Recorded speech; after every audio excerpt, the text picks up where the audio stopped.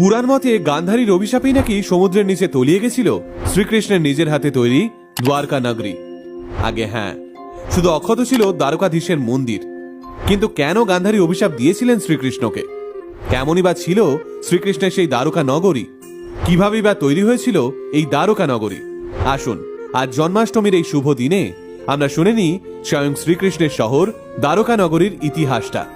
জন্মাষ্টমীর এই শুভ দিনে গোটা দেশ জুড়ে মহোৎসবে পালিত হচ্ছে শ্রীকৃষ্ণের জন্ম উৎসব। পুরাণ মতে স্বয়ং শ্রীকৃষ্ণ নিজের হাতে তৈরি করেছিলেন তাঁর স্বর্ণ নগরী দ্বারকা, যার দরুন আজও দ্বারকাকে স্বয়ং শ্রীকৃষ্ণের শহর বলা হয়। হিন্দু ধর্মাবলম্বী মানুষের কাছে চার ধামের একটি ধাম এই দ্বারকা। দ্বারকা শব্দের আক্ষরিক অর্থ হল প্রবেশদ্বার। এই দ্বারকাকে আবার দ্বারবতীও বলা হয়। পুরাণ মতে হিন্দু ধর্মের 7টি প্রাচীনতম শহরের অন্যতম হল দ্বারকা, যার দরুন দ্বারকাকে সপ্তপুরীও বলা হয়। গুজরাটে